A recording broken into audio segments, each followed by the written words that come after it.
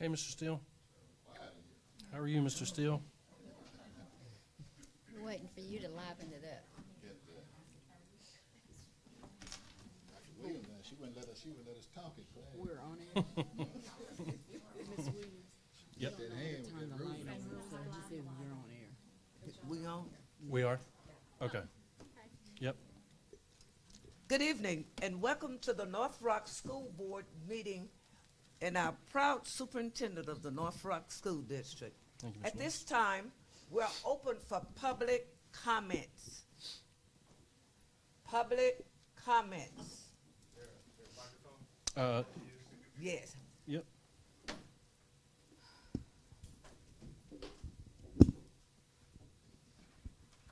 Hello, board and superintendent. Mr. For Tatum. those of you who don't know me still, I'm Richard Tatum. I think it's going to be a familiar face around here. I just wanted to make comments about the policy that we're discussing as far as the schedule change. I personally don't have a whole lot of opinion on it, other than I do concern about the buses. Expanding the elementary day puts them really close to the middle school day, and there's already issues with buses. So I concern about that part of it. I've spoken with some teacher friends of mine, and some of the concerns that they've addressed is about like staff and the expanded day. Some of them have students that are not in our district, so they have to make arrangements to pick them up. Some of them took the jobs they have based on the idea that, hey, they would be done with their workday by a given time and be able to pick their kids up from school. And so some of them have that kind of issue. And I think, you know, if we haven't talked to the teachers about this, this is definitely something that, you know, is worth doing. You know, what inconvenience would it create in their lives? And I understand, hey, you know, people have jobs and jobs sometimes take precedence.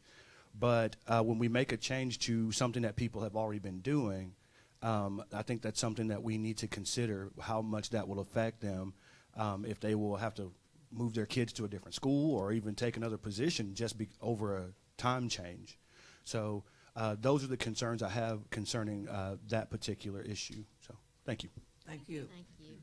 At this time, are there other public comments? Are there other public comments? Madam President, Dr. Paluski, board, I'm speaking to you in a different role than normal tonight. I'm speaking as a parent of two students at Amboy Elementary. So I had two concerns that I felt were... Can you state your name? Sorry, I'm Yep. Brandy Hansen. Yep. I said it in my head. I'm Brandy Hansen. And I had two concerns that I thought were just important to bring to you guys' attention tonight. One is on the same issue that Mr. Tatum spoke on about the change to the instructional minutes. I understand that it is part of trying to make sure we're still having enough instructional minutes with the consideration of early release. One of my concerns is that during the development of the calendars and sending out calendar surveys and giving information about the calendars, I don't feel like this information was presented as transparently as it could have been, that having an early release schedule would require changing the instructional minutes and changing the length of the school day. And I also have concerns with my students both being in elementary. Even small changes of 5 minutes can have a large impact on a teacher's ability to be effective and efficient during the school day. So cutting a few minutes from specials and a few minutes from recess and taking time at the end of the day that would normally be cleanup, set up for the next day, and making that instructional time has a large impact on the day-to-day work of my students' teachers. And I have concerns about how that will impact their ability to provide good instruction without volunteering more of their personal time to get the items done that they need to get done on a day-to-day basis. And I do understand the value of having longer PLC times, but having a longer PLC time does not, on one day a week, does not make up for the fact that every day things need to be cleaned up and put up and set up for the next day, especially at elementary where one teacher is doing, or usually one teacher is doing all of those subject areas. So those were my concerns about the calendar. And my second concern tonight was another issue on the agenda about common formative assessments. So my concern here comes from, again, as my son is going into 5th grade and only has one more year until he transitions to middle school. Our students deal with a lot of transitions and a lot of changes every year. We have students that they're moving to an entirely new campus, moving from elementary to middle, or from 6th to 7th and 8th, or from 7th and 8th to high school.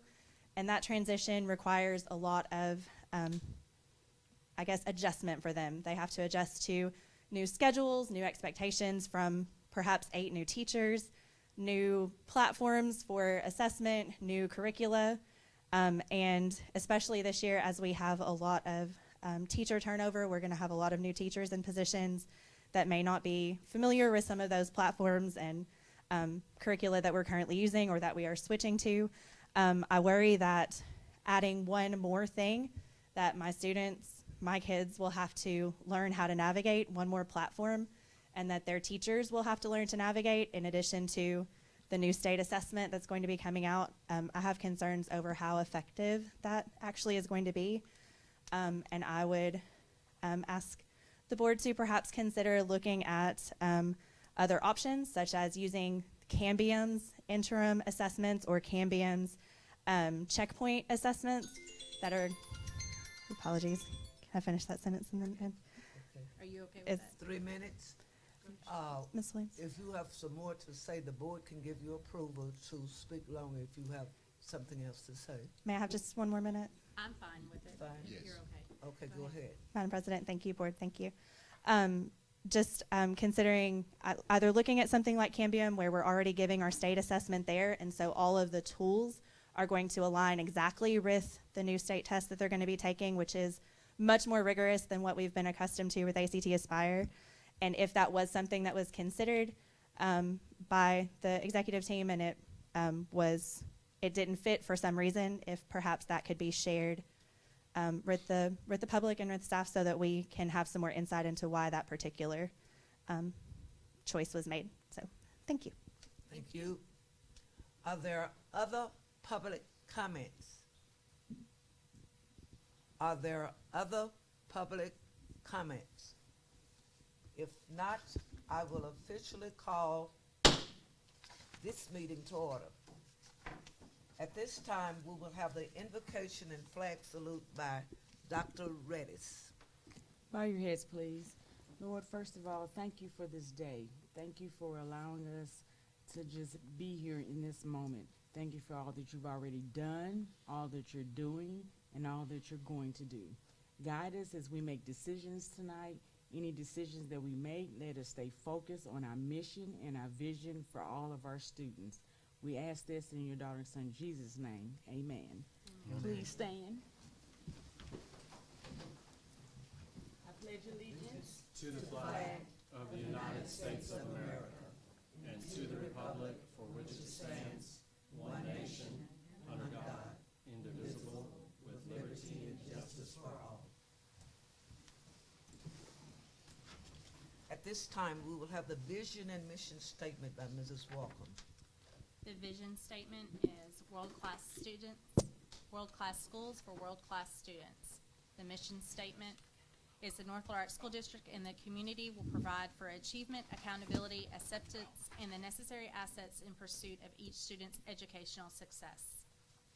At this time, Ms. Colquitt, would you please call the roll? Ms. Williams? Here. Here. Here. Here. here. Here. At this time, we will have recognition of people, events, and programs.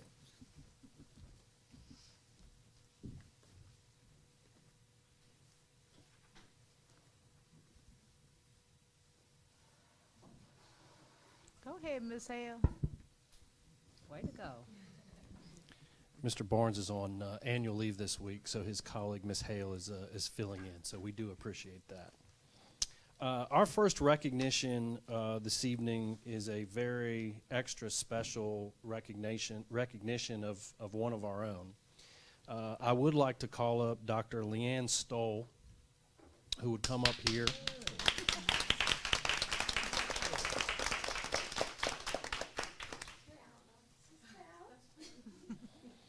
Well, as many of you know, Dr. Stoll is our Executive Director of Special Services in the North Little Rock School District. When we think about people that bleed blue and gold, she definitely does that. She is a absolute, excellent, and outstanding leader, and we are so proud of her and all that she does. This spring, she was nominated and recognized as a national woman in leadership, in education, in the field across the United States. And we could not be more proud of you to hold that recognition, represent your family, represent the North Little Rock School District extremely well. And we're just so happy that you're here with us, leading. And would you like to say anything before I hand this certificate to you?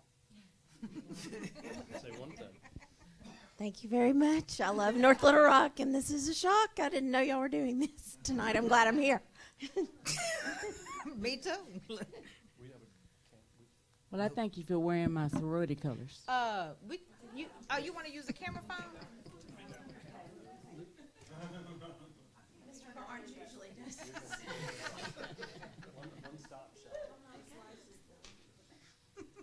That's true. That's true. Yep. Congratulations.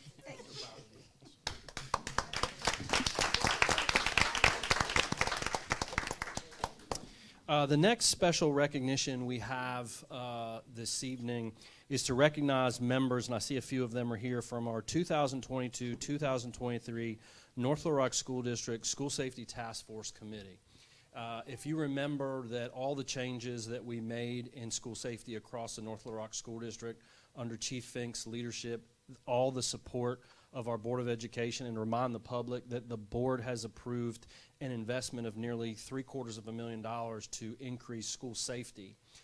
As part of that, we created the first North Little Rock School District School Safety Task Force. The members of the task force are recommended by each one of our school district board members to represent each zone within our city. And I will tell you that it has been an awesome year of learning. What's great about this committee is it represents our community. And we can talk about issues that are going on in our community and issues that are going on in our school, and how vice versa that information goes back and forth. So I want to recognize those. I want to recognize all those individuals. Mr. Scott Adams was a member this year. I do not see him. Miss Patricia Brewer. Miss Brewer. Yeah, let me look back.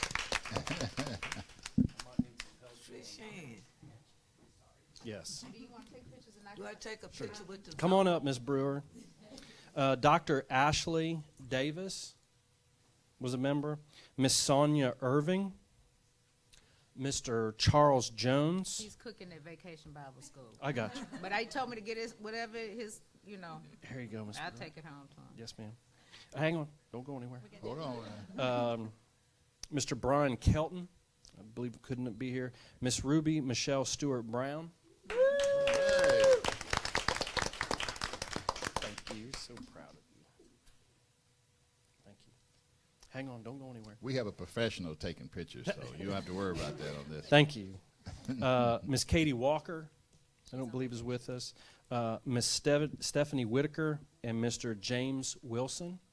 And also, who co-chaired that with me, who is also here this evening, is Chief Hayward Finks, our Director of Safety Services. Chief, could you come forward and be recognized? Hand that to Chief. And also who co-chaired our School Safety Task Force was our awesome Chief of Police, Patrick Tessing, but could not be with us here this evening.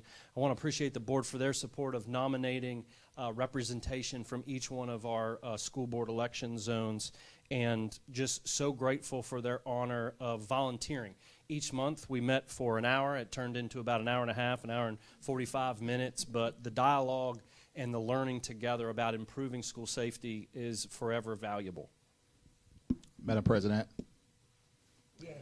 just point of personal privilege, I'd just like to say that I appreciate this committee and what you have accomplished. It's a big help to us to know that there's another committee out there that's focusing on the toughest problem that we have, so that we can focus on a lot of other issues that are maybe just as important. So to know that we have you, people from the community who care about our kids like you do, and you're already doing it, and to have you in place has just been a great blessing to the school district. I hope you continue to serve because we need you.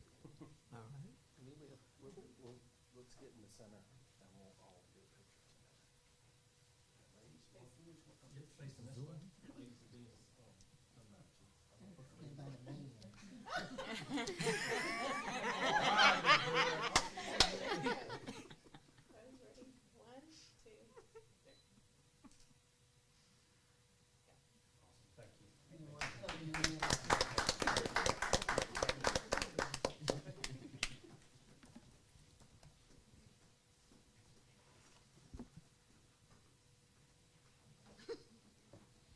And last this evening is our superintendent's honor roll recipient. Would Miss Jamie Frey please come forward? Miss Frey. Miss Frey is the art teacher at Lakewood Elementary School, and she was nominated by her principal, Mrs. Courtney Bost, for this recognition. Miss Bost writes the following: Miss Frey is amazing in big, bold letters.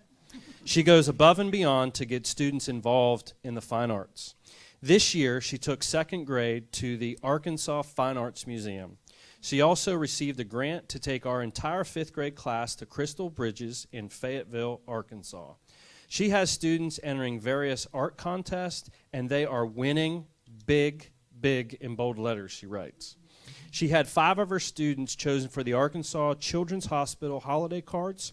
She entered the 67th Annual Young Arkansas Artist Competition at the Arkansas Museum of Fine Arts. There were 354 pieces of art submitted from 77 schools in Arkansas K-12. Only 5 pieces per grade level were chosen statewide. One of our students from Lakewood won this amazing honor. Also, Mrs. Sharp's third grade class won the Best in Class award. This is a huge honor. This artwork will be on display at the Art Museum. She also helped one of our kindergarten students secure $1,000 in scholarship to the Junior Arts Academy at the Arts Museum. He was awarded this for his excellence in all things art. At all times, our hallways at Lakewood are filled with amazing art from amazing students, and it is simply because of her. Thank you for all you do for all of us.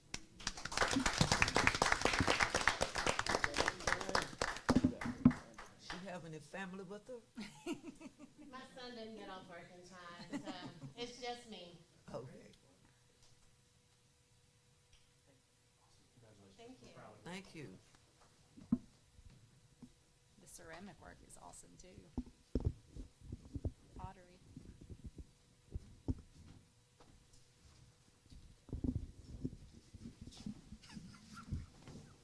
Executive closed session per North Rock Policy 114A stating that private or closed discussions by the board may occur as part of a regular or special board meeting.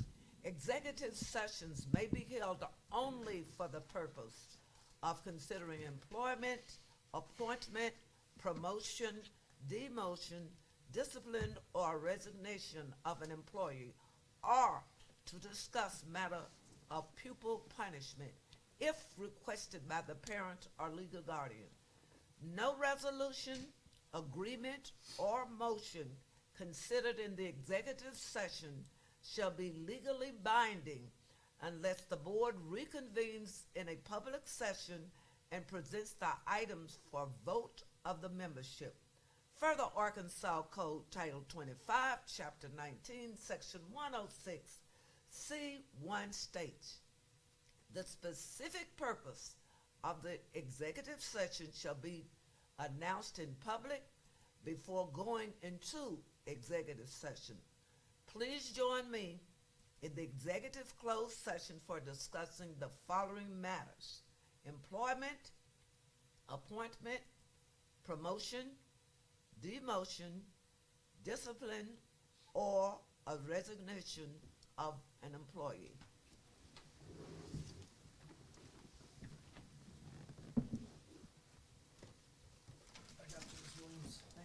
Yes, ma'am.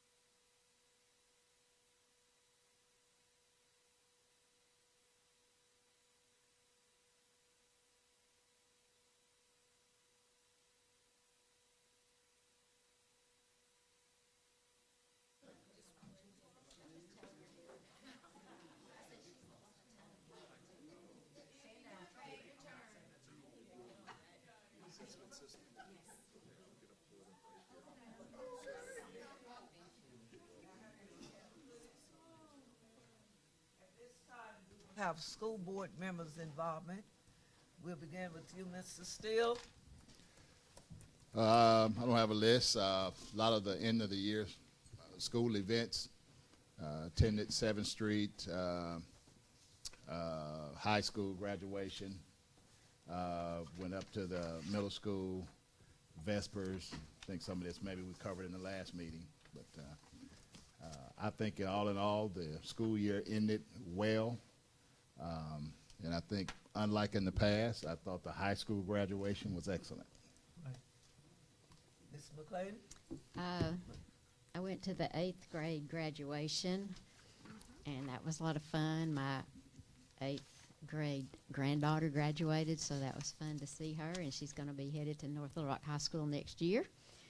And I went to North Little Rock High School graduation over at UALR, and it was great attendance there, and I hope that maybe we can have it on this side of the river next year. I don't know where, but maybe. I also went to the Arkansas Retired Teachers Association meeting in Benton a week or so ago, and they had a Major Stubbs from the Arkansas National Guard there, and Yes. oh, he was so great. I would love for him to come and speak to us. He was talking about the opportunities National Guard has for 11th and 12th graders. Yes. Like between their Great guy. 11th and 12th grade year that I wasn't even aware of. His daughter teaches him. Yes, she And, teaches at the high school. Also talked about, this is something that teachers might be interested in because we just got a new director for the Arkansas Teacher Retirement System. His name is Mark White. And we were just told that day by Mr. Stubblefield from the Board of Trustees that someone would be named in a couple of days, and sure enough, he was. And then we went on a tour, went to Old Main, and I wanted to cry. I remember the Save Old Main. Am I taking too long? I remember the Save Old Main when they were trying to save Old Main up at Fayetteville on the University of Arkansas campus. And I feel like I want to start a Save Old Main campaign here because it's just such a beautiful building and historical building and means so much to North Little Rock. But anyway, thanks. I did the high school graduation, the 8th grade graduation, did the tours of the facilities as well. I can't think of anything else. Dr. Redis? I was the proud grandmother of a 5th grade graduation at Indian Hills. It was awesome. I held back tears. It was really nice. I went on the tour. Annex people, bless you. That's all I can say. Congrats to the class of 2023. Ms. West? Vespers, graduation, and I think that is it. And just proud of our children for how they acted at graduation. Oh, I had a meeting with A.R. Reeds, and we're going to talk about some more things we can do as far as the North Little Rock School District. I think they're already partnering with Kathy French, the director, and just what all is available and what can be done to help with our initiative of reading. And, emails, and emails. That's pretty much what we did. Dr. Phillips? Yes, ma'am. I'll go very, very quickly as things are winding down for this successful school year. I agree. On May the 30th, a whole team of us went to visit Forest Heights, which is a K-8 STEM academy over in Little Rock, and we had a chance to talk to their staff, just talking about that transition for 7th Street as we go forward. I do serve as a member of the Innovation Hub Advisory Board, which Aaron Stanger is the executive director there. Honored to be a part of that. On May the 31st, I had an opportunity to have a department meeting myself with our maintenance department and get to know about some of their challenges, needs for their department. Graduation, as was mentioned, I do want to say publicly that I was honored with the feedback of this year's new tradition of honoring our alumni and how the alumni got to welcome the newest alumni the 2023. And then the last, Dr. Hooper and I, this week, we had 3 nights, Monday, Tuesday, Wednesday, 3 community forums on athletics. And we got some great participation and great feedback from our community. Okay, thank you, and I did the same thing the other board members did, graduation, 8th grade graduation, and thank you very much for a beautiful graduation for the high school. It was par excellent, better, as Mr. Steele said, than the years before. Very good. I want to thank that All whole right, entire. At this time, we are in for classified personnel policies. Legislative update. Okay. The Oh, I'm sorry. Yep. Legislative update, Mr. Steele, I apologize. No report for this time. Okay. Okay. Waiting Dr. on the Lee. courts to decide. Yes. Yes, ma'am. The next item, 10.1, classified personnel policies. We do not have any report this evening, nor do we have any report from 10.2, licensed personnel policy report. Okay. Madam Chair, if I can real quick ask a question, if you don't mind. Yes? Okay, well, I was just waiting for the yes. I want to make sure that I'm understanding what it is I need to understand, and y'all can help me with this, and Dr. Paluski, Jacob. When we started talking about days, number of days, minutes, time frame, it seems as though to me when we first started having those discussions in the early release days, that we had those discussions previously about we would have to add those minutes in other places. Am I correct or am I not correct? We are, and I would just suggest we do have that topic on here this evening. Okay. And we'll be happy to address that at that. That'll be an action item at that time. We'll be happy to talk about that. And Okay, answer so that but question, which is around. It's 12.4. right, I see that, but I just want to make because I'll forget it if I don't go ahead and ask it. But I was just making sure that because along with all of the inundated emails that we received here Sure. lately, I just wanted to make sure that was out there. And this was a public meeting, so we had that information out that they wanted some more teachers wanted more time. They got that. We agreed to that, and then we then had And the community supported the calendar, and at that time we had not had the LEARNS Act conversation because that was last year when we had that correct. conversation. That did not pass, but we knew in going to an early release that in order to bank minutes to meet the state requirement, that we were going to have to look at each one of our instructional minutes per level, elementary and middle and high school, and make sure that we were banking the required number of minutes each week in order to do early release. That was number one. The second thing we knew, if we knew predominantly we were going to have to increase some minutes in some places, such as elementary, that once we got to that point, we would come back and adjust the start and end times and also work with transportation so that we wanted to make sure as we were getting out for the summer that all of our parents knew going into next year there are going to be some adjustments. And the biggest one there is certainly elementary, not necessarily high school's couple minutes and middle school. But yes, it's actually been a series. We did the calendar conversation, then we had a whole discussion on PLCs. What's it going to look like? What are the expectations? That was all the instructional minutes. Then we said we'd come back once we spoke with transportation. And so this is really the third public conversation we've had about planning time, school calendar, instructional minutes, and start and end times. Okay, I just want to make sure that Sure. once we get to that, then we have already had that, we will have that kind of idea in mind once we get there, and that Yes. this wasn't we go just arbitrarily change a calendar, because we don't roll like that, because everybody got stuff to do, right? Okay. Yes, ma'am. Okay. Okay.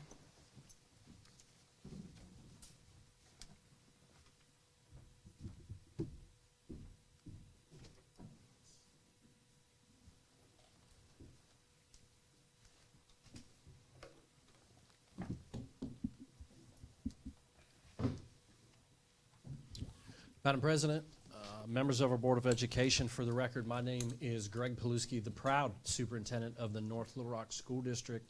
And this evening, the presentation that is along joining me is my colleague, Mr. Jacob Smith, our Executive Director of Human Resources. All the way back since I arrived in 2020 in the transition report, talked about the need to reorganize the school district to be more effective and efficient of how we're using our resources to not only, one, support our principals, to support our teachers, but to support our employees. The first phase dealt with central office, specifically with focusing our resources to support principals and teachers, curriculum department, and that has worked extremely well. Phase 2, as we came to you last year on the Chief Things, we talked about restructuring safety and security. So tonight we come before you to talk about Phase 3, which will be the restructuring of central office, specifically the Department of Human Resources. And at this point, I'll turn it over to my colleague, Mr. Jacob Smith. Madam President, Dr. Paluski, members of the board, thank you for having me this evening. So as Dr. Paluski led with, we are going to be discussing the reorganization Phase 3 of the Human Resources Department for North Little Rock School District. What you see before you on the screen is 3 pages. It's the executive summary that basically gives the justification and plan for the reorganization. The Gibson report that was done in May of 2022 is attached to this document that will be uploaded to the agenda. And it is our rationale for why we are bringing this before you at this time. So human resources at the North Little Rock School District has been understaffed for a long time based on the amount of employees we have. As I said, the Gibson report, what you also have is information from senior human resource management before you that discusses ratios and things of that nature. For the record, North Little Rock School District employs 1,264 individuals. According to the 2022 EE05, or Elementary Secondary Staff Information Report, and that is what is driving this conversation. Ms. Hale, if you will scroll down to the table 1.0, I think it's page 4, the Human Resources Position Crosswalk. Thank you. So what you have before you in the blue is the current structure of human resources and other positions and funding that we are going to use to restructure my department. So as of right now, human resources consists of myself, 2 human resource generalists, FTEs, which are at the top, a central office front office secretary, and then the bottom 2 positions are, one position is the district testing coordinator and the secondary instructional facilitator. That was reorganized and has remained vacant since Phase 1. And our HR filing substitute, which is a temporary position, but we had 2 individuals that have helped us with filing on an hourly basis as needed. And so under all of that, you will see the different funding sources, and you will also see the total cost of salary and fringe in that final blue column that walks you all the way through. It's important to note that under the reorganization, all individuals' contracts will remain in place for the 23-24 fiscal year. And through this process, if a position was interesting under the reorganization, individuals would be encouraged to apply, and we would walk through the application process. But if a position was not garnered, then those individuals would receive a contract non-renewal for the 24-25 fiscal year. The central office front office secretary, I want to point the board's attention to that.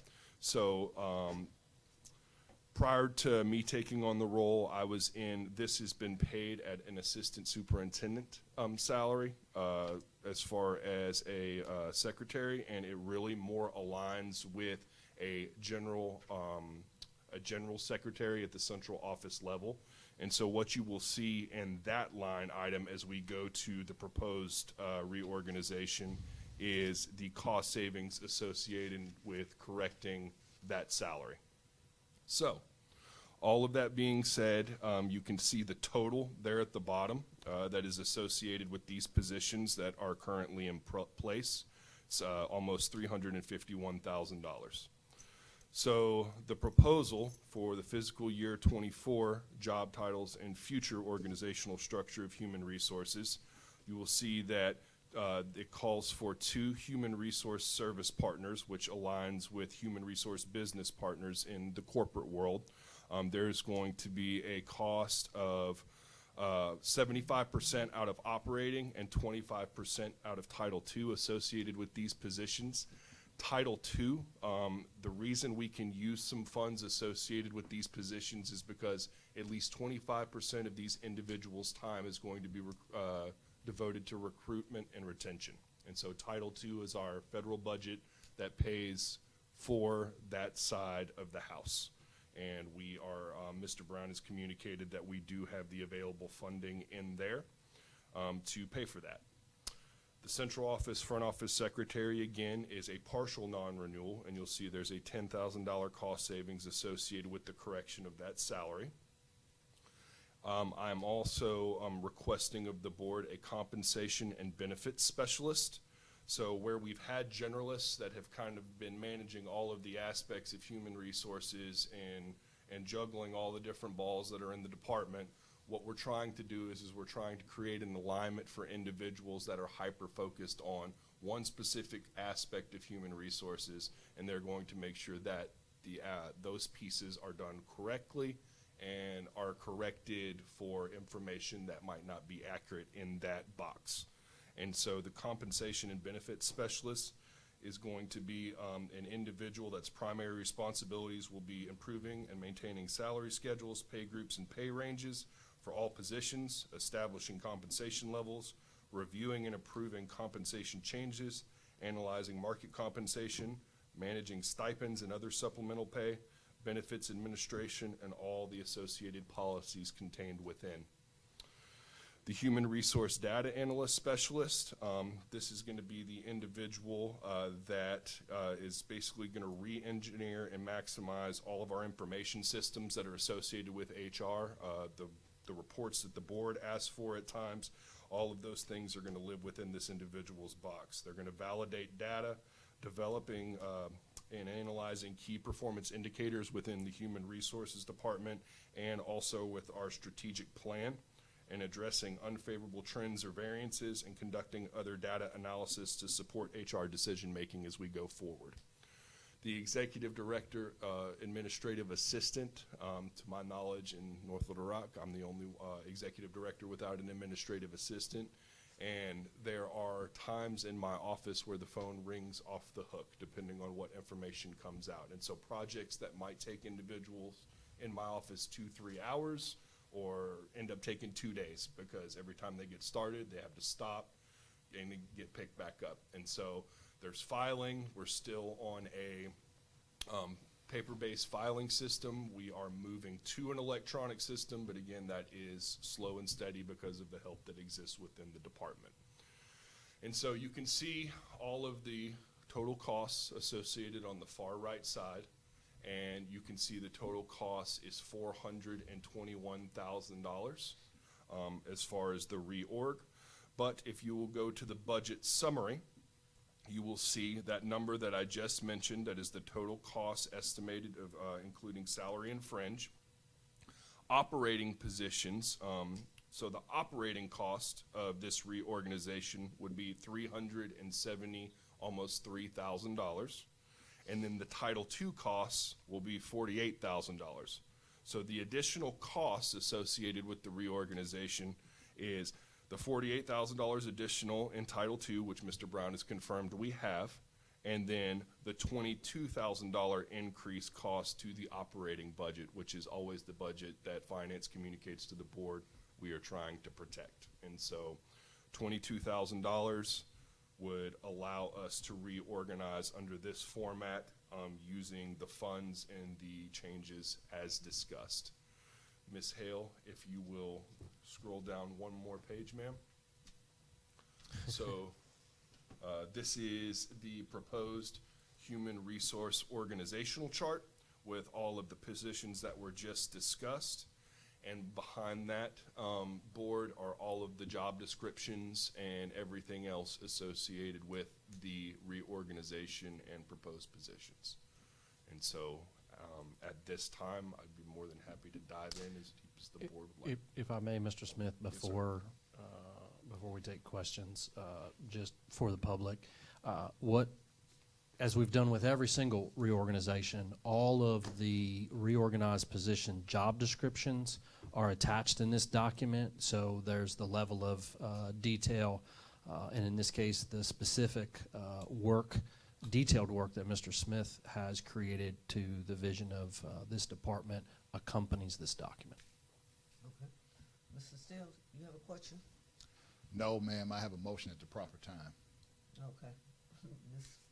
This is all. Valerie? I'm so glad that we are now back to the Gibson report and trying to follow through on some of those things that we need to do to make this district better.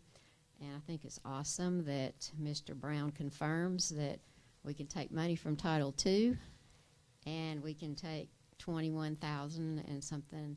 We have that in the operational fund that we can do this to get 3 more positions. So that, I think that's great, and I did look some at the job descriptions, and they're very specific, and I like that. So thank you. Yes, ma'am, thank you. I have no questions. Dr. Redis? I just have 2 just for transparency. Have the individuals that are primarily affected been notified? Yes, ma'am, they have been. And second, when will the positions post so that those that are maybe affected can apply? Yes, ma'am. So some of this is tied up with individuals that are already filling some of the funding sources associated with some of the positions. And so it would be my goal that the board tonight send this to CPPC. We go through the process. If the board does come back and approve this as an action item and as an approved reorganization, it would be my goal to post the new positions that are not tied up with money that is associated with the reorganization, which would be the 2 human resource service partners and the executive administrative assistant of human resources. Thank you. Thank you for all the information. It was detailed. Yes, ma'am. Ms. West? I don't have any questions. Just going back to your initial report, Dr. Paluski, just phase 1. We had phase 2. We're at phase 3, and I'm sure after 3 comes 4. Am I correct? Yes, ma'am. Okay, that's all I needed. Thank you. You're welcome. Okay. Again, I would like to say thank you for following the Gibson's report, and thank you, Dr. Palusi, for having our district evaluated in the human resource organizational chart, because there was certainly a need, and I hope by this, Mr. Smith, your criticisms will be less, in that you perhaps in the common year 24, 25, you will put out applications for these 4 positions that you're looking for, and that you will follow the Gibson's theory that, and because this is phenomenal, Dr. Paluski. I know we paid for it, but I didn't know we were going to ever use it. And that's so. We'll pay for it, and we're gonna use the And I just wanna recommendations say to thank you. improve. Thank you, but we had to first knew where the money was coming from, and we do know where that is, and it's not a taxation on the district by doing this small project. So again, thank you, and thank you above all, Dr. Palusi, for having Yes, a ma'am. vision. For My giving pleasure. us this. All Yes, right. ma'am. You can continue. At this point, if there are no more further questions, the superintendent recommends the restructuring of central office human resources and for the board to vote for it to go to CPPC for up to 10 days. I think Valerie. Oh, I'm sorry. Ms. Valerie. Oh, yes. Hang on. It was informational. Do you want us to vote on it? Nope, I just realized that that's my mistake. This is an information item, but I would ask that we amend the agenda so that we can put it on as an action item for you to vote on it to go to CPPC. That is my mistake. It should have been in 2 places. My mistake. Do you need a motion in order for it to become an action item? You have to send it to the Madam people. President? Yes. I so move that we move the central office reorganization phase 3 to an action item so we can vote on it this evening.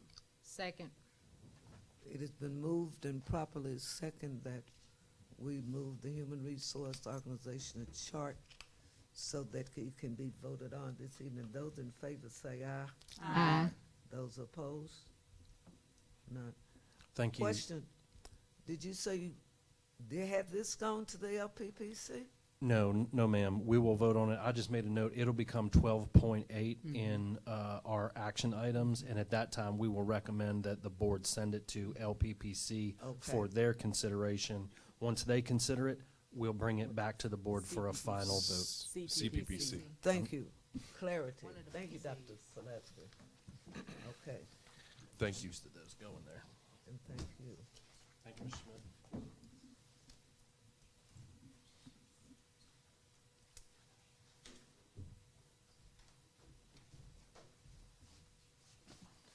Okay, time you, Dr. Pulaski. Yes, ma'am. Madam President, members of our Board of Education, our next item is 11.2, a district assessment system proposal. And I would like to welcome our colleague, Mrs. Yah McNulty, who is our coordinator of accountability and assessment and data management, just to give a very high-level 30,000-foot overview about our district assessment system and really the rationale as to why. And I'm going to turn it over to her. All right, good evening, Madam Board President, Dr. Paluski, members of the board. It's good to be here again. I remember the last time that I came and talked about our data outcomes. We discussed common formative assessments and the need for common formative assessments. So here I am to talk about that today. And so here we go. So let's talk about the purpose and why we are looking at having common formative assessments. Currently in our district right now, we do not have common formative assessments. We don't have a formalized way of developing those. And when you look at the 2022 curriculum audit that was conducted, that was one of the areas that shared that we were lacking in the area of having a system to evaluate how our students are performing, and also having an opportunity to be able to evaluate the system in itself. And so with that in mind, we want to make sure that we are addressing that need. So why are common formative assessments important? You know, the research is out there, and I shared that information for you to see. But the main things that I want you to pay attention to is the importance of what common formative assessments really provides for us. It's an opportunity for us to have accurate data. It's an opportunity for us to use that data to guide the instruction that's happening in the classroom. And the importance of having that information at a faster rate for us to react and support the needs of our students. So when you think about our assessments right now, what I have been able to report to you this year is our summative assessments. So that's ACT Aspire, and that happens at the end of the year. And then we also have our NWEA assessments that happen 3 times a year. So fall, winter, and spring. And so what we're missing is what's happening in between all of that. And what's happening in between is being able to capture how our students are performing and for our staff to be able to use that information to better meet the needs of our students. So we are missing some gaps. Our students need support, and so that's the reason why we are here today. So let's talk about this platform that we are considering using. This platform is Renaissance. Renaissance has been around for quite a long time, since 1986. And currently, Renaissance has also acquired a new company that has been performing for the last, well, actually open since 2009. And that is DNA. And DNA stands for Data and Assessments. So Renaissance, as this company looked at its platform, noticed that they were missing the data and assessment aspect. and the analytics that DNA has. And so they acquired this program within the last year. And what you're able to see with DNA is that it does and has impacted about over 8 million students nationwide. And you can clearly see that Renaissance is being utilized by a variety of states. So I wanted to share the importance of that information. So what does this platform do for us? What does this Renaissance, what is their vision? And so Renaissance really looks at making sure that we are accelerating learning for all of our students. When you look at what it has to offer, it is standards-based. Right now, our state is clarifying, revising, updating our standards. And it's supposed to be more clear, it's supposed to be more concise. This company is actually going to ensure that the standards that we are using is aligned to Arkansas standards. In addition to that, this platform is also streamlined. So it's essentially a one-stop shop for all. Our students are able to go to this platform, and we are able to give this assessment in a simplified way. Our teachers will also enter that platform the same way and be able to give the assessments, and from there, we're able to instruct and then also look at how we can target our instruction to meet the needs of our students. One of the things that I thought was really, really cool and beneficial as we talked to the representatives is that this platform actually allows for us to look at what they call distractor rationales. And so, you know, when we're teaching, I mean, there's a lot of students that have some misconceptions about the concepts that we're teaching. And so with assessments, we're able to look at common questions the students are going to miss.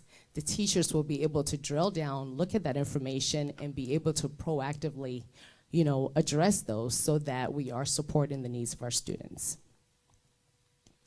So when you look at this platform, it does offer a lot. And one of the things, I'm going to actually point out two things on the slides here. And I talked about common formative assessments, which is really about assessing students in a particular subject area, and they all get the same assessments, and it allows us to be able to look at trends in data. However, this system also allows for us to do other formative assessments, such as quizzes, exit tickets, end of the year assessments.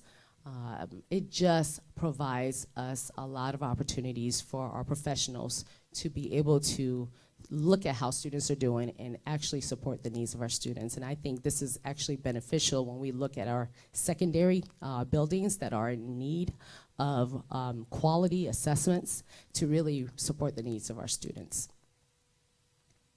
So how does the system work? It's really simplified.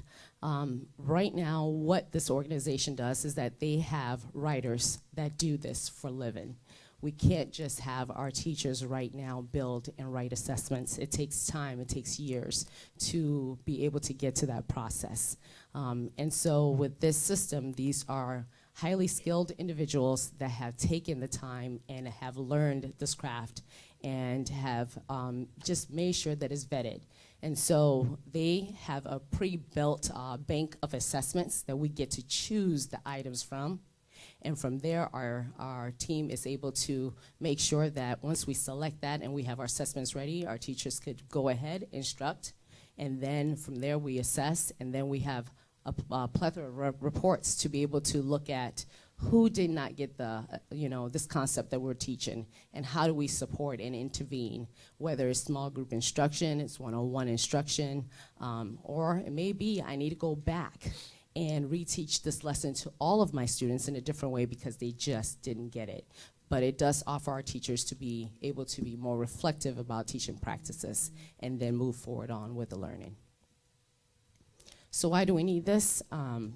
These are 5 high-impact strategies that drive achievement for our students, and this is the thousands of research done by John Hattie's work. And so when you think about this piece, I'm not going to discuss all of them, but I think there are some that we just need to think about. So when we talk about collective teacher efficacy, the opportunities for our teachers to sit and talk and engage and look at these assessments that they've given. For example, from conversations, one teacher assessed, and 90% of her students were proficient. Another teacher assesses, 50% of their students were proficient in the skill. Another assesses, 30% of the students are proficient. So this is the time for teachers to have PLC conversations about what did you do different than what I did to really make sure that your students got it. There's an opportunity to learn from each other. And so through those conversations, having those opportunities to discuss and really learn and being open-minded, it gives our teachers not competition, but really an opportunity to work together collaboratively. And so that will, in turn, I believe, motivate our teachers, continue to support our teachers so that they can feel confident about the work that they're doing in the classrooms. We know high expectations is important. Response to an intervention is essentially important in this platform because it gives us data. As soon as the student finishes an assessment, within minutes, we have that information. So teachers don't have to wait for multiple days to have that information. It grades it, and it's available, and they can actually support students in real time. And so that's really beneficial. And when we talk about student efficacy and we really having students feeling confident about themselves, you know, it's about those conversations that teachers are having with students, supporting them, meeting their needs. All of that is going to help our students achieve at high levels. And so these are 5 high-impact strategies, but I believe the system, while we have some instructional pieces that we're going to work on, this system is also going to support us in meeting the needs of our students. So let's talk about cost, because cost is so fun, right? As you can see, the platform, there's the application and license fee, and for 8,130 students, that's the price that the agency has quoted us. They are going to give us some professional development in regards to this, and we're looking at multiple models, and they are very open to how we want to deliver professional development. And so it's essential that we look at how to train our team to be very effective in using the assessment, and then also be able to go out and support the needs of each building. So we are looking at all of those pieces, but they plan to be in the ground working with us if this is what we should choose. And so the cost is, as you can see, indicated above. Since I am a bargain shopper, I did make sure that I said, bring your price down. And so they were able to give us a 10% discount. Yay, so we're able to, those things are important. The team essentially has been looking at this from curriculum coordinator team to, you know, our district leadership teams. We've all been a part of some of these conversations about, you know, how this platform works. So we welcome any questions you may have at this time. Okay. Question? Yes. Ms. West? Ms. McNulty, as always, you are very thorough, and you always come very prepared, and so therefore I don't have any questions. Thank you. Thank you. Thank you, Ms. West. Wonderful presentation. I don't have any questions. Thank you. And thank you for the wonderful letter that you sent to our team at the end of the year. It was beautiful. Welcome. Is this what Miss Brandy was speaking on? Okay, now I feel a little bit more clued in, because when she was talking, I was like, wait a minute, this sounds familiar, but I can't place it. Now I understand. And I will say that there are 2 different platforms. So I believe that she was speaking about the fact that this is common formative assessments. And so she was indicating that Cambium, which is our new Atlas testing system, does have the states, does have some components. But the state is right now in the progress of creating things. So we're not 100% there yet. Okay, all right, very good. Thank you for that clarification. Absolutely. Well, I haven't been a teacher. I know that when you buy a textbook, for example, these days or in the past few years, they give you all of these things that come with it, and a lot of them are digital things that teachers can use. Right. And all of this is thrust upon teachers sometimes, and then you don't ever get to have any PD to figure out how to use things. But then those materials are specific to that textbook. Right. But this is going to be geared towards the curriculum and the standards that Yes. we are wanting to assess. Right. So I love that. And I know it's going to save time for teachers that they're not Right. having to create this. That's it. Now, one That's more it. thing We're trying on to their save plate. teacher time. Yes. That's right. That is Take something so off their plate. Yes, valuable, Absolutely. valuable, and PD so that they can learn how to use it. Absolutely. That's awesome too. So Mhm. I'm happy about this, and that you got a discount makes it even better. Very good report. Thank you. Thank you, Mr. Steele. Okay, question, how much training will be needed for the staff? So thank goodness we do have the Wednesdays, and so we have to look at, our, school-wide, they're going to have an opportunity to look at school building level professional development, and we're going to look at district level professional development. And so they are actually willing to work with us and give us as much time as we need to get that professional development in whatever venue. And so we have some autonomy to really create that with the company. But we will make sure the teachers feel confident. We will make sure that our curriculum team are experts, and we will make sure that the building leadership team also is very attuned to how to utilize this. But what I want to address too that might be helpful is that right now when we talk about common formative assessments, there's not a lot that our teachers have to do at first, because all we're doing is we're allowing the test questions to be sent to their drive, and they just have to open it up, test the kids, and then the data is there for them. And so when it comes to later on creating assessments and of their own that they want to use, that's when we're going to need more professional development. But initially, it's actually going to be pretty easy. So let me just add to that. for it. When we started with working with a company, of course, that was my big question. How much time is it going to take? The minimum number of hours for a teacher is about 3, because the only thing that we're asking them to do is be able to log onto the platform, use the district assessments that are created, because many of our teachers are doing a lot of work trying to create them themselves. And when you have this group of 5th grade teachers creating it and that group of, then you get into reliability, validity and reliability of the result. We want to be able to say, hey, you don't have to work that hard anymore. Right. We want to be able to give this number 1. Number 2, we want them to be analyzing the results of it so they can actually say, this is what I need to change in my class for this. Here's the third thing we're working on. We give way too many assessments in this school district. Yes. And our teachers need to teach. And so part of this working with Renaissance is to tell teachers, you can stop giving these assessments. And I hope that the message out there that teachers are getting is that we're trying to make your work easier, efficient, and effective for the time that you have. Mr. Tatum, you checking all this out, right? You taking it all in. Okay, good. We want to make sure that you get it. Okay, Dr. Nuttall, Yes. tell me this. Yes. Is this one test, we have to be objective and talk about the LEARNS Act, the way it process in. Is this a conflict with the LEARNS things that are being implicated?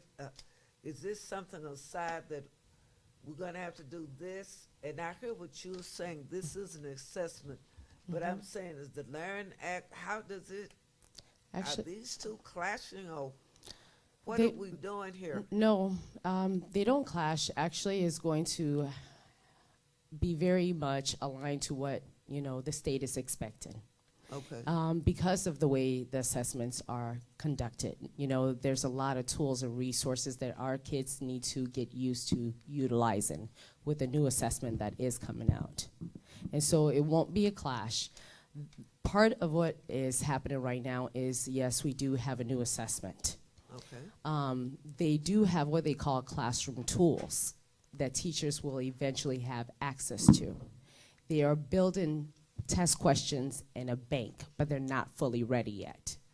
And then the interim component, which is kind of like your mid-year checks, fall, winter, they have currently science ready, but they don't have math and ELA ready. And so right now we have a new system, and it's going to take time. But we know that our kids have needs, and so our goal is to try to meet the needs of our kids and look at the gaps that we have, because we need this piece. We haven't had it for years. Okay. And so that's the purpose, is let's address these needs that we see now, because we can't afford to wait. Okay. Thank you, little genius. We want to thank you for the research. And Dr. Paluski, Yep. I have a question to ask you. Sure. Did you want this voted on to be passed? No, to ma'am. the- This is just purely an information item that we want to go to the board with tonight. Just information. We will come back at the July 6th meeting once we give some time. If there are more questions, and then come back for a final vote for a I was purchase just on asking him July for 6th. clarity, not that we pass it for action, but to be sent to the LPPC. That's what I was saying. No, this is not something. This falls within. This doesn't have to go to the LPPC. Okay. It's just an information item. Thank you. Are there any further questions for Dr. Nutley? Thank you. Thank you. Mrs. Thank you. McNulty. Thank you. Very good. And thank you all for what you do for our kids. It's just greatly appreciated, and for our school community. We appreciate you. Thank you for your We time. appreciate you. We And appreciate thank you for all the research. Madam President, members of our Board of Education, the next information item, since I've arrived, we've gotten to the habit of doing this, and that's just putting out our calendar of board meetings for the 2023-2024 school year. I would like to draw the board's attention and just make a recommendation. Tonight is just an information, but for you to discuss this. This is a unique calendar year in the fact that we go to school this year all the way up until June 22nd, 23rd, I believe. And so we go on break for 2 weeks. So our break will be the last week in December, and it'll be this year for the very first time, the first week in January. That will be the 1st through the 5th. All schools will be closed. However, central office will be open the 3rd, the 4th, and the 5th. I know that some of our central office staff will be on leave that time. I would just simply like to recommend that we move the workshop from the 4th to the 11th, and then the regular meeting from the 18th to the 25th in January of 2024. May I have a motion, please? Madam Chair, Yes. I so move that we change the 2 dates in January to accommodate the holiday schedule, 2024. Second. It's been moved and properly seconded that we accept the change for January for the 2 dates of the workshop and the school board meeting. Those in favor say aye. Aye. Opposed? None. So the motion is carried. Thank you. Thank you, Madam President. Ms. Colquitt and I will make those changes. We'll bring that forward for a final action at our next board meeting. Now, I just want to say on record, these dates can be found where? All of these dates can be found on our website. They are posted annually. Anytime we make a change to any board meeting, they are posted there. The board also has, by statute, only has to give 2 hours for a board meeting, or a special board meeting, and then we would post all of that on our website, which includes other events that the board participates in. Like this year, we had our school lunches. All of those dates are on there as well. So it's for clarification for the public who seem not to understand. Special board meetings mean it is not a scheduled meeting. It is a special request. And when we, the board members, are available for a quorum, which means 4 or more, that is when the special board meeting will occur, correct? That's correct. We also have gotten into the habit of having a special board meeting at each workshop because we always have personnel matters, and that can only be done at a special board meeting. That's why we always have really 2 meetings a month, and that's why all those dates are listed here for the public. Very good. Thank you. Yes, ma'am. All right, next. Okay. I'm sorry, those dates you have them posted where? They are on the they're- website Yes, ma'am. of the school district. Along with all the information about our board members, board docs, all public information is there. Okay, I was just making sure that Yes, it ma'am. was on the website of the school No district. laws are broken. It's posted. Okay, just as long as it's posted. Yes, ma'am. Madam President, members of our Board of Education, we'll move into our new business items. The first action item is 12.1. The superintendent recommends the employment of personnel as discussed in executive closed session. Madam Chair, Yes. I move that we approve the employment of personnel as discussed. Second. It has been moved. and Question, I properly- have a question. Okay. The two issues, I'd like to, for really the public to have an update on where we are with first the head football coach. I'm sorry, with First the Where head we are. football coach. Yes, where we that, are. Just an update. yes, sir. in general. That just closed yesterday. So we do have 11 applicants that have applied for the position.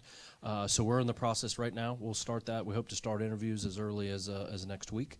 And as soon as we go through that process in a committee and the committee makes a recommendation, we'll get that individual to the Board of Education for their consider of approval. I think the last time we hired a head football coach, there was a committee of individuals. Are we going to stay with that? Yes, sir. That Yep, same- that's part of our hiring practice for any of our positions. Individuals have to apply to be considered of that. Those individuals that meet the qualifications then go before the committee. Then the committee makes the recommendation to the superintendent, and then the superintendent will make that to the Board of Education. The other, thank you. The other question is what was formerly known as the athletic director. Mhm. What is your vision for that position now? I know it's going to be a change. Yes. We've had changes at 7th Street. We had changes in other areas. That's right. Reorganization. Yes, sir. So we know athletic is not going to be the same as usual, It's not. but it starts with that person at the top. Absolutely. So what is your vision to the public more so than members? Sure. What is Well, your I vision appreciate for that, Mr. position? Steele. First of all, our school district as a whole, as we all know, is going under major transformation and change. Every department, when we get the opportunity to take a look at it, it's all about making our school district better. The vision for that new position is the Director of Student Athlete Development and Academic Engagement. Number one, of course we want to excel in athletics, right? We're Title Town, and we want all of our sports teams to be absolutely that they can be the best. We want them to be the best academically as well. And so the vision going forward is to really look at the whole child. It's not only about athletic excellence, it's about academic excellence, it's about leadership development, it's about personal development, and it's about service to the community. As one thing I heard loud and clear, sports is important to our community, and rightfully so. And we want to make sure that we believe our student athletes, through their leadership, can be great ambassadors to this community and help energize our community. So the whole vision is really holistically about the individual child and meeting the individual child's needs to be able to ensure that they're future ready, and whatever they want to decide to do, if they want to go to college, they want to go to military, they want to go to the workforce, they're ready to do that.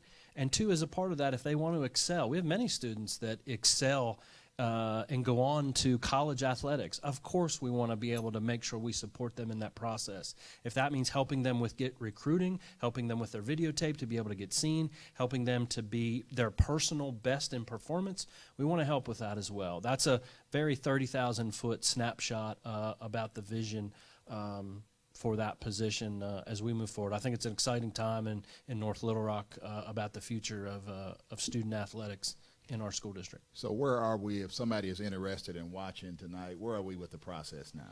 Absolutely. That job had just been posted, and we're accepting applicants every single day. It'll be open for the next 10 days. I do believe that it closes on June 22nd, so encouraging anybody that takes a look at that, and is that something that speaks to them and their passion of their next level work? That's what we're looking for, and we highly encourage any highly qualified applicant to apply. Thank you, Madam President. Okay. Ms. McLean, did you have a comment before the motion is carried? No. Ms. Walker? Nope, I'm all set. A second. Dr. Reddish? Ms. West? Of course I do. Okay. I and couldn't wait. No, I said of course I do. Okay. I couldn't wait. So as far as, and I appreciate you, Mr. Steele, for bringing that up. We had the opportunity to be a part of a community forum. I missed the head coach, day, but I had a chance to be a part of the one yesterday. And I have to say, as a community person in North Little Rock, I was very disheartened with the lack of emphasis put on focusing on the whole child. Yes, the title is different. It's very long. However, it's a new day here in the North Little Rock School District. I know I don't look like it, but I graduated in '93. And I must say this, most of the star athletes that were in my class were graduated a year or two before me. One or two things. They're either in jail or they're dead. You know why? Because they were not prepared for the college life. 1 year, 1 semester, and they're back at home. Either if they are working, they're car salesmen, nothing wrong with that, but I knew that that wasn't the plan or the vision they had for their life. So I hope, while everyone is focusing on a name and a position of the way that something is structured or worded, to go through there and read for understanding and clarity. It makes no sense for the lack of, I just sat there and watched dagger after dagger after dagger. You better than me because you have the patience of Job. But if you have an issue with it or if you don't understand, we are all available. And I have talked to several teachers, and most of the time, if I said I don't know, I will ask and I will find out. And I will get back with that person as soon as possible. I have been, again, inundated with emails about people that are supposedly scared to talk to us. Let me say this one more time for the 999th time this school year. When we go around to each school, and I have it memorized in my brain because I listen and I comprehend very well. Dr. Paluski stated his hot buttons were not following chain of command, meaning that if you have an issue within your school building, I'm at my job. I'm not in the school building, so I don't know what's going on. So therefore, you have to follow protocol in the school building. However, that does not mean that if you have followed that chain of command and you do have an issue and we're copied on an email, Dr. Paluski, Dr. Hooper, Amy Jordan, Lightfoot, all of them know that I will pick up the phone and I will call and we're going to get this resolved today. It's not a retaliative spirit here. You have people here that want to help teachers. So make sure that when you're in all of your doing, get a proper understanding. Because we have said this, we have said this, and we have said this. Mr. Tatum, I want you to write it down.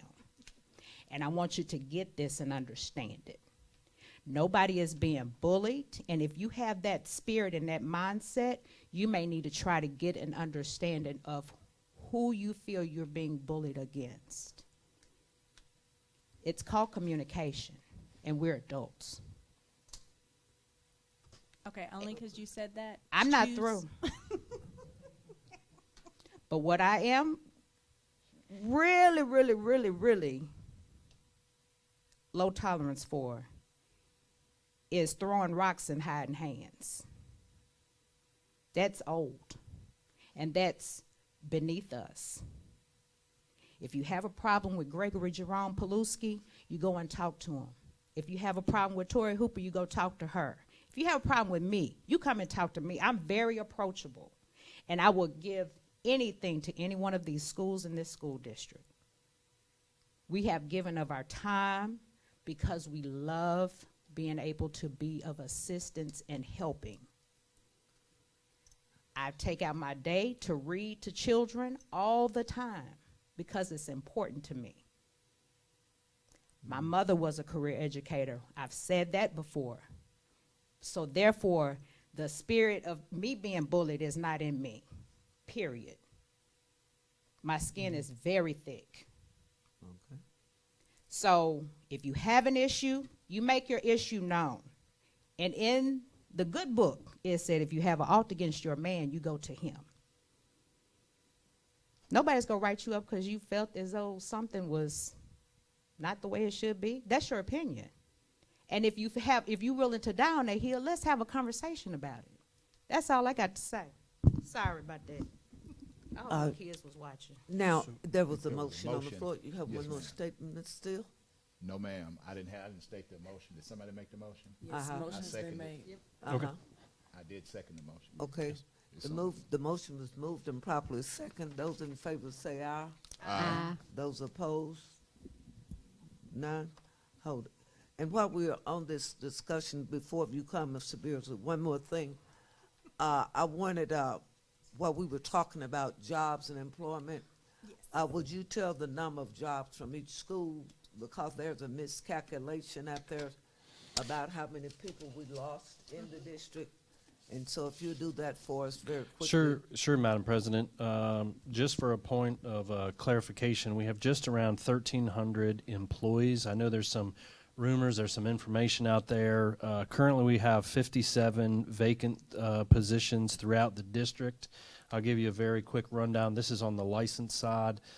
Meadow Park Elementary 3, Glenview Elementary School 4, Indian Hills 1, Lakewood 1, Amboy Elementary School 1, Pikeview 1, 7th Street has 13, although remember we're going through the restructuring part of that process.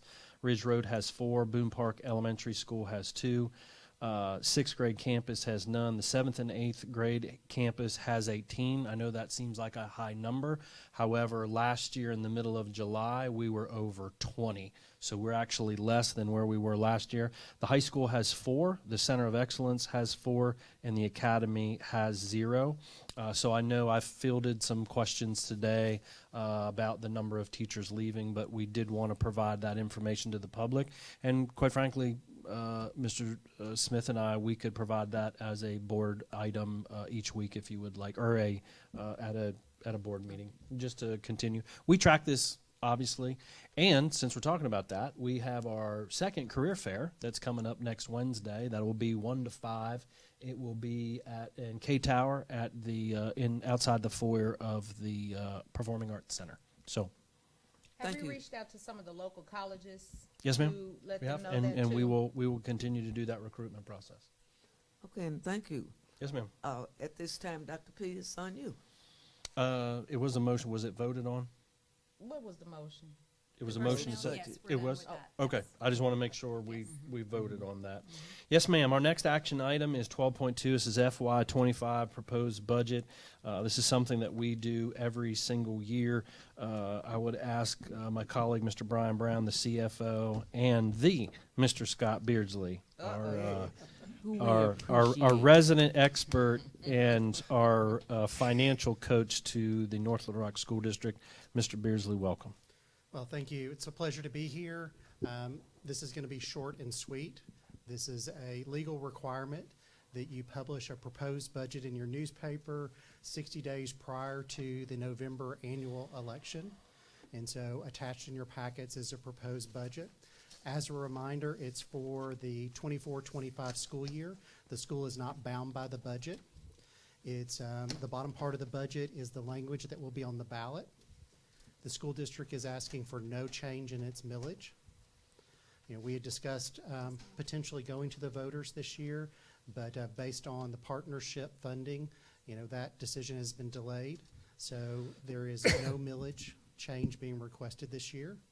If there was to become additional information available this summer, before the end of August, the board could always come back and cancel this publication and run a new one. But this goes ahead and allows you to run it in the paper, meet your statutory requirement. If for some reason the voters vote no in November, then you will revert to the previously approved ballot from 2022, so your millage will remain unchanged regardless of the outcome of the election. I'd be glad to answer any questions. Otherwise, the motion's in your packets. Okay. Question? Ms. McLean? No. Thank you. Mr. Walker? So just for clarity, the motion that's suggested that we make, it just keeps everything as is, Exactly as is, no change. correct? Just want to make sure that's out there. We have to verbally say it, not just write it, so people can read it. So, Very good. thank you. Doctor, did you have any comments? I'm ready to make motion. Ms. West? I have no questions. Okay, Dr. Pelosi? You did a good job, Mr. Beardsley. Coming from you, that's high praise. Okay, at this time, we have a motion that is indicated in the packet. Would someone read it, please? Madam Chair, I move that we approve a non-binding estimated proposed budget for fiscal year 25 to publish in the newspaper in advance of the annual millage election. Second. It has been moved and properly second that we use the suggested motion to adopt the proposed budget of the expenditures with tax levy for the fiscal year, beginning July 1, 2004, and to end in June 30, 2025. Those Dr. in favor Redis, say aye. do you mind, before they vote, to read what's on the screen instead? You said, basically paraphrased it to be identical, but if you wouldn't mind. I was reading Okay. what was on here, but sure. Hold on. Okay. I rescind. She's going to rescind the motion. I rescind my motion. Madam Chair, I move that the North Florida School District adopt the attached proposed budget of expenditures with tax levy for fiscal year beginning July 1, 2024 to and including June 30th, 2025, and to approve the related sample ballot. Thank you, Dr. Redis. Second. Welcome. It's been moved and properly second that we use the adopted attached proposal budget for the expenditures with the tax levy for July 1, 2022, and to include June 30th, 2025, as it relates to the sample ballot. Those in favor say aye. Aye. Those opposed, none. So the motion is carried, Mr. Beardsley. Thank you very much. I always brag on North Little Rock, and so I have my intern from the University of Arkansas in attendance tonight, so he could see you guys in action. So thank Hi, you very Mr. much. Intern. Oh, good job. Joseph Kelly. Hi, Joseph Kelly. Would you like to be a teacher? We need some teachers. Or you stuck be a with math Mr. Beardsley? Finance. I'll be teaching our finance course. Oh, yeah, finance, yeah. The next action item, Madam President, members of our Board of Education, is 12.3. This is a FY23 resolution to transfer operating fund balance in excess of $12.8 million to the building fund. Turn it over to my colleague, Mr. Brian Brown. Thank you, Dr. Paluski, members of the board. This is our annual resolution that you all approve. If you recall, we keep our net legal balance. That's the balance in funds 1, 2, and 4 at $12.8 million annually. So what you all do is approve a resolution to allow me to God bless you. move the excess, the amount over $12.8 million in the legal fund to the building fund, where you all, that money is banked until there are future building needs. Do you have a number that's what we're transferring over? So let me say we're about to perform an interim close June 30th. Okay. And then we'll perform the final close August the 31st. Okay. So that number is yet to be determined. However, this past year we moved $13.3 million from the net legal over to the building fund. And as you all know, that's higher than normal, but that's expected because of the refinance, the bond refinance that the board approved. We're expecting approximately the same amount this year as the last year. It may be a little bit better, but again, that's to be expected because of the bond refinance and the savings that we had projected in that refinance. If you recall, there was a period of about 5 years there where we were saving interest payments, principal payments on our bond, and that was saving for the middle school building projects that we have. So it would be about the same, but I won't have the exact number until August the 31st. I'll report that to the board once it's determined. But we'll keep the goal here is to keep our net legal balance at 12.8 million. Correct. Any other questions? Okay, we need resolution. Get the resolution. Madam President, Mm-hmm. I move that we authorize the CFO to transfer from the operating fund to the building fund the amount of the legal fund balance in excess of 12.8 million. Second. It's been moved and properly Third, fourth, second and that we accept the recommendation of the CFO to authorize a transfer from the operating funds to the building funds, the amount of the legal fund balance in excess of $12 million plus $800,000. All right. Mr. Brown, real quick if I can. I know this is not on the agenda, but I need to know because if it's said, I need to have an understanding, and I like to make sure that my knowledge is what's out there, or it speaks to something that's different. As far as you know, do you recall any type of deductions from the athletic budget within the last 3 to 4 years? Oh, she on a roll. So there was no budget cuts to the athletic department the last 3 to 4 years, and that's also located on the website, right? Not to Then my when we do knowledge. our Not- budget information, Nothing comes to mind. No. I don't know of any budget cuts. okay, because I thought it was said that we could cut budget to athletics. I was just making sure. No. We've not, I don't recall anything offhand that. Speak closer to the mic, I do not recall any budget cuts to athletics over the past 5 years. Oh, over the past 5. Wow. Okay, we're doing pretty good, huh? As a matter of fact, the district supplements. We establish a budget for the athletics to follow, but that number is exceeded on an annual basis, and the district supplements that budget in excess of what we budget for athletics. And I believe, let me just say, I ran a board report a moment ago.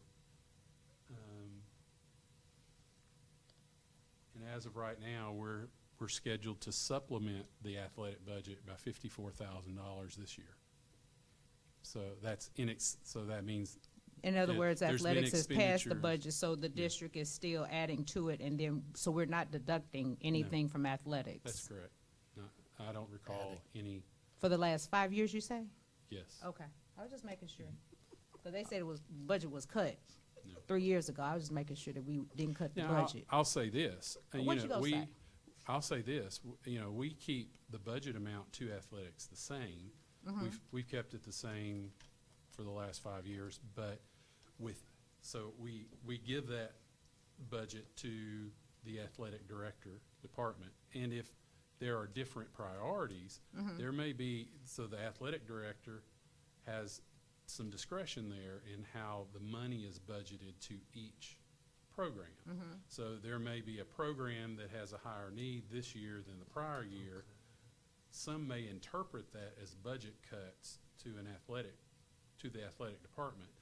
The overall amount has stayed the same. There may have been different priorities over the past few years where money's been budgeted differently, but the overall budgeted amount has stayed the same.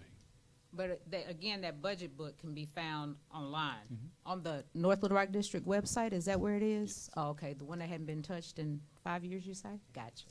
Okay, hold on. So what I'm understanding is that you are stating it is within the preview of the athletic director to move funds where he or she sees fit within the budget. Is that what I'm hearing from Yes. you?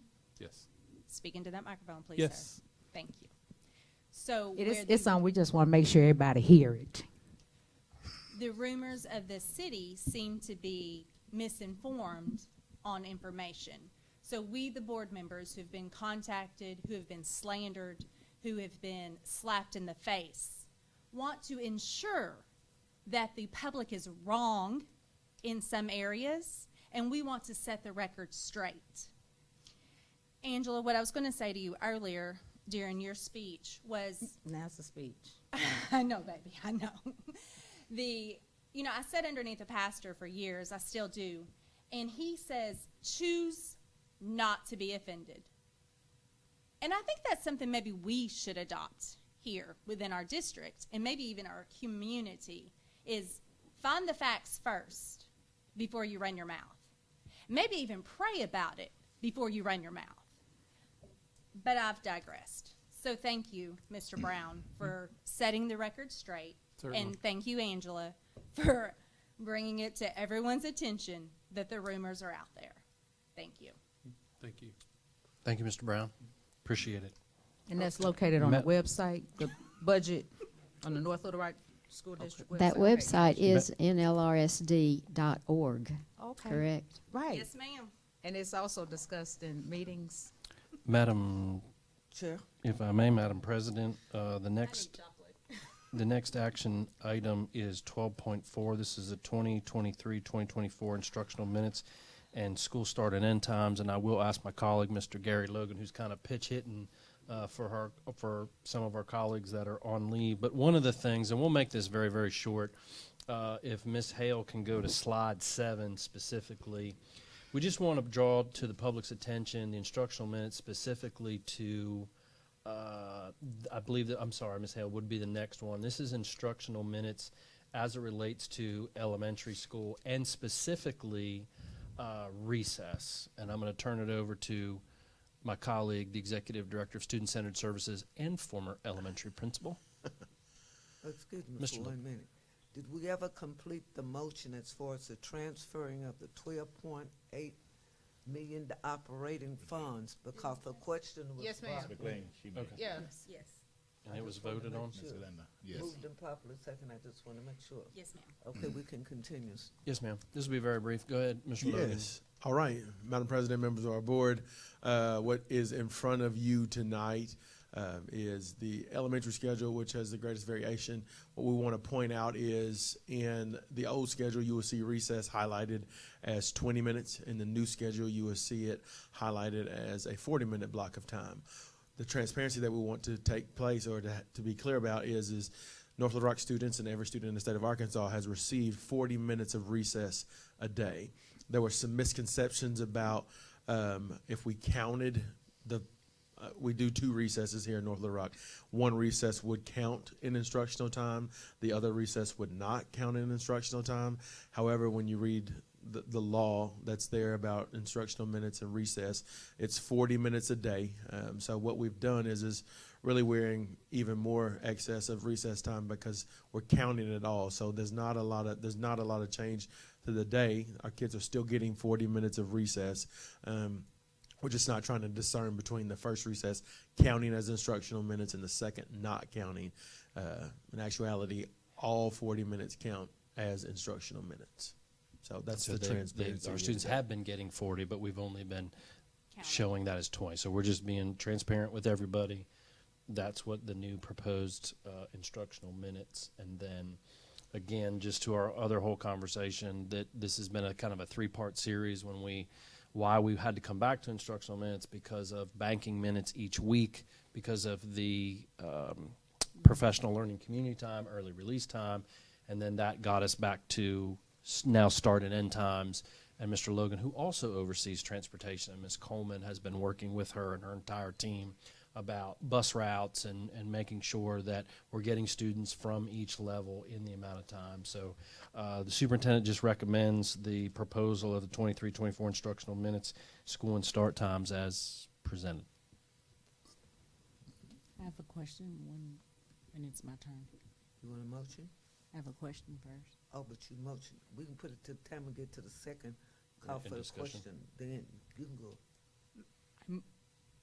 I move, you ready? Right. Okay. I move that we approve the 2023-2024 instructional minutes and school start and end times. Second. Okay, it's been moved and properly second. Call for the questions? I have a question. Yes. on contract hours. If thank you you. could speak to that, please. Yeah, absolutely. I know we'd received that. In fact, Mr. Smith and I will be sending out a memo to our employees. And I think there's been some confusion that because we're adding instructional minutes and lengthening the elementary day by contract, our teachers are at a 7-hour and 45-minute day. We will not be breaking any contract law. They still have 7 hours and 45 minutes. Okay. And we will send out a memo that just clarifies these start and end times, instructional minutes, and then the time still remains as 7 hours and 45 minutes. Yes, Ms. McLean. Can we, I'm sorry, can we do that for a license and? Cheers. Sure. And We'll classified? clarify their how many total hours working each day. Sure. Ms. McLean? I just want to go back to the daily elementary instructional minutes. If you look on the current elementary instructional minutes, at the bottom it says total 360 minutes. But that is because we had recess for 20 minutes. We weren't counting the 40. So if we'd actually put 40 in there, we would already be at 380, right? Because they've been having 40 minutes all along, but we weren't counting it as all 40 as instructional because of a misunderstanding. Yes, ma'am. Correct? Correct. So that takes care of 20 minutes there because the difference in 360 and 400 over here on the proposed. Right. So actually, in the bold print where we have the math at 90 minutes, there's 15 minutes. And then social studies is now 30 minutes, so they're adding 5 minutes there. So that takes care of the other 20 minutes that now gets it to 400. Yes, ma'am. So I just wanted to point that out. Sure. Anybody that is looking at that can see where that 40 minutes for recess should have been over there on the left-hand side for current, but there was just a misunderstanding and we weren't counting all 40. Yes, ma'am. Yes, so we're counting that, plus we've extended the extra 20 minutes. Right. Correct. The math and the science social studies have some Yes. additional minutes. Yes. Are there further questions? But they're not working any longer. That's the But they're main not thing. still Not working the working same any amount of longer. hours. That's right. Are Yep. there any further questions, board members? If not, we can proceed with moved and properly second that we accept the instructional minutes and school starts and end time for the year 23-24. Those in favor say aye. Aye. Opposed? None, so the motion is carried. Thank you, Mr. Logan. Mr. Smith? Madam Chair, Yes. I move that we approve the disposition of regular meetings May 18th, May 25th, and June the 6th. Second. It's been moved and properly second that we accept May 28th, May 25th, and June Six. 6th. Those in favor say aye. Aye. Opposed? None, so the motion is carried. Madam President, members of our Board of Education, thank you for adding action item 12.8. The superintendent recommends the reorganization of central office phase 3, human resources, to go to the CPPC for 10 days for their consideration. Madam President, Yes.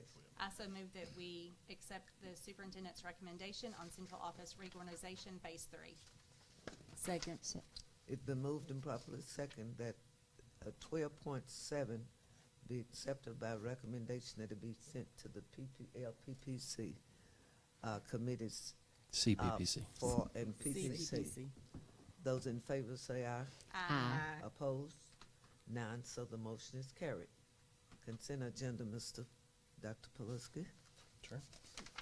Madam President, members of our Board of Education, the superintendent recommends the consent agenda items 13.1 bank reconciliation, 13.2 net legal balance worksheet, 13.3 monthly financial reports, 13.4 business office items, 13.5 payment of regular bills, 13.6 approval of the consent, and then the approval of the consent agenda. Madam President, I Roll so that move along. that we accept the bank reconciliation, the net legal balance worksheet, the monthly financial reports, the business office items, and the payment of regular bills. Second. It has been moved and properly second that we accept 13.1 13.2, 13.3, 13.4, and 13.5 on the consent agenda. Those in favor say aye. Aye. Opposed? None, so the motion is carried.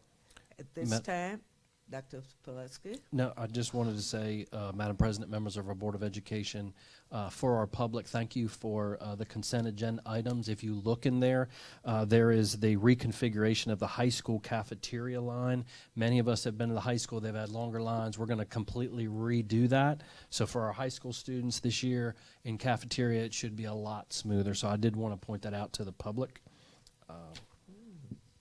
Yes, ma'am. Other than that, I'm good. Okay, at this time we have acknowledgements. Mr. Steele, would you like to acknowledge the close of school and everything? Have acknowledgement to anybody or anything in it? Well, I'd like to, thank you, Madam President. I'd like to really just acknowledge and maybe provide some clarification that there is a lot of support for athletics at North Little Rock. And I don't want anyone to get the wrong idea that we don't, as a board, as an administration, support and appreciate athletics, both what it has done in the past, what it is doing now, and what it's going to do in the future, what it's done for this school district, what it's done for so many young people who've had the opportunity to come here to this school district, to learn, to fellowship, to come together, to compete, to excel, and to win. And I can say with all of the conversations that I've had with this superintendent, he supports athletics. That's kind of a misnomer, but he does. He may not have been a gold medalist.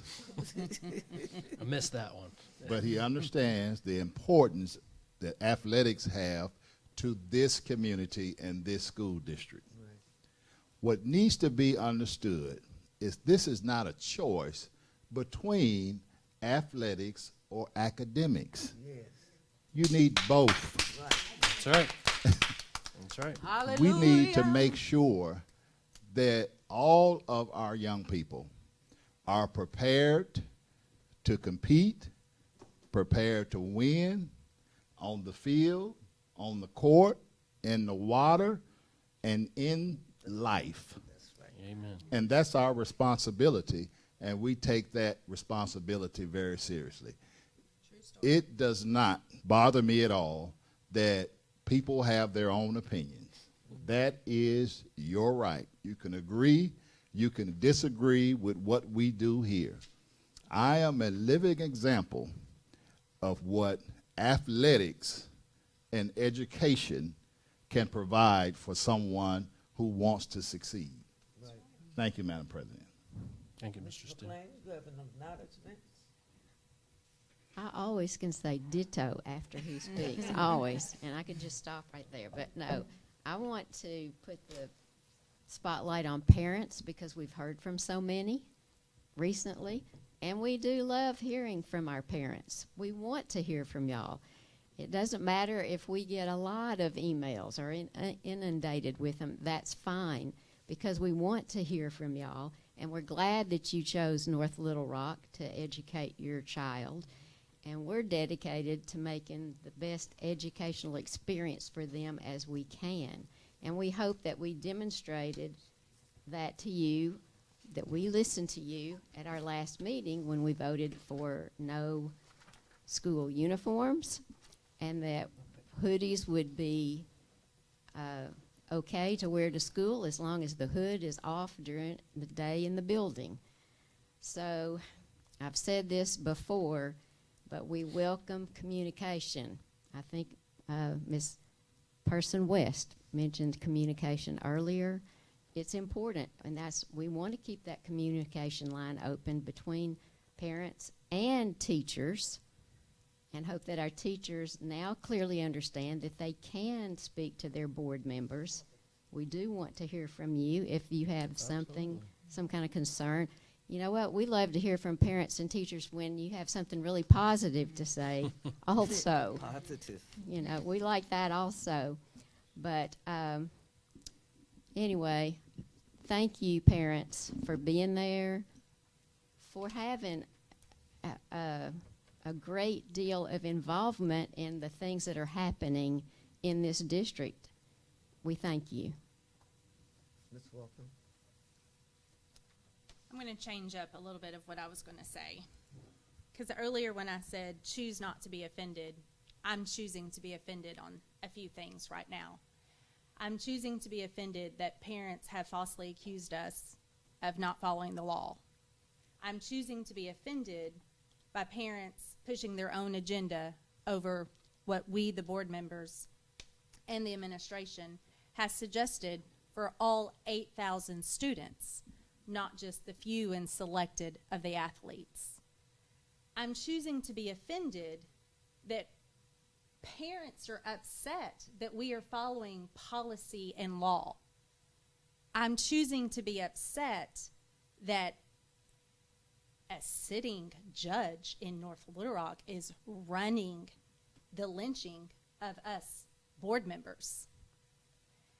So as I say that, I support athletics. I support all aspects of our extracurricular activities within our school district. I also support following the laws and the policies of this school board and of this state. And with that being said, I will personally bankroll any coach that wants to bring an EEOC claim against any school district that does not post any coaching position properly. Thank you. Dr. Reddish. Well. Did you just go there? I sure did. Ditto, Mr. Steele. He did the speech, and so I'm going to ditto. But also, I just want to end. I know everybody's out for the summer, so my prayers for everybody to be safe. I want to thank everybody from bus drivers, all classified, all certified. If you work for the North Little Rock School District, I thank you. I appreciate everything that you did this school year. Looking forward to August. That's it. Stay safe. Ms. West. I won't be that long, but I just want to piggyback off of Dr. Redis. I appreciate everybody in the North Little Rock School District, from each individual school. I've had a chance to go to each individual school and to be a part of classrooms and to read and to try to help as much as I could in my neighborhood school. I've had a great time this year. I appreciate central office employees for always supporting when I've had some little wild idea about something. And I can appreciate, coming from a student of an educator and a military father. Education was really big in our household. However, I was an athlete, not anymore, but I played basketball, I played volleyball, I ran track, and I was on the dance team.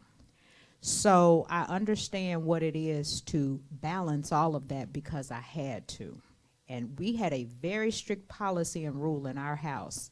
If you had anything below a B, we had to come home.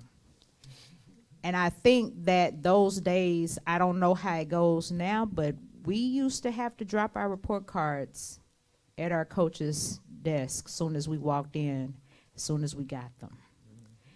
And he was, and she were very adamant about you sitting out and you getting yourself together academically first.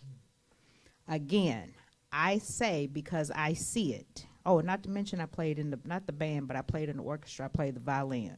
Okay, I know it don't look like I did, but I did. I loved it. But let me say this.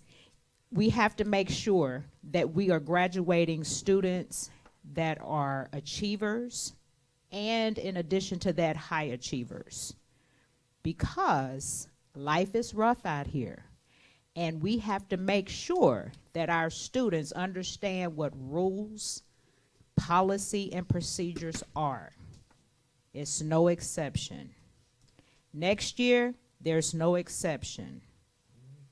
We have to get back to where we can make sure that policy and procedures are in place, and they're in place for a reason, because that teacher that's at the front of that classroom has to be able to teach that child on a consistent basis. And the 7 of us, well, 8 with Dr. P, we have to make sure that we're supporting those teachers. And I want those educators to know that we have their backs. Our phone numbers are listed online for a reason, because you can call us. Our email addresses are on there for a reason. You can email us. We have no problem with communication, and we will respond back. I just want to say that you are supported, North Little Rock. This has been a very trying year because of a lot of stuff that either wasn't communicated properly or either that wasn't followed up on, because the information is all there. It's all there. And I make sure, I know I'm probably boring you because I hear you, but I got to make sure that this is understood, that it's all listed online. And it's there for a reason, because we want people to have references back to what we just talked about. We do this for free. Thank you. We don't get paid for this, but we do this because we love this district. We want it to be the best that it can the best that it can be. And I have children that are product of the North Little Rock School District, although I was PCSSD. However, I love North Little Rock. I live here. This is my home. Thank you. And I hope that everybody didn't bring out any rumors from the meeting at the Justice Center today. As we close out, we thank you all for your participations, and we thank you, and it's going out. We want to thank you parents and your children for being a part of the Norfolk School District. And we thank you teachers. I can read because of my mother and the teachers, so I'm giving you a special shout out, teachers. Thank you. And to the administrators, we have had a good year, a blessed year, because we were a board that was ranked #1 in the state. And I think this says something about us as leaders. And so we ask your continued support, and we will support you as long as policy and run by the state government and the Arkansas School Board Association. That's what we do. Now, #1, we got 8,123 students, and we want them all to be treated the same. Yes. And be academically sound. And thank you. And at this time, may we have a motion to close out? Madam Chair, I move that we adjourn. Second. Oh,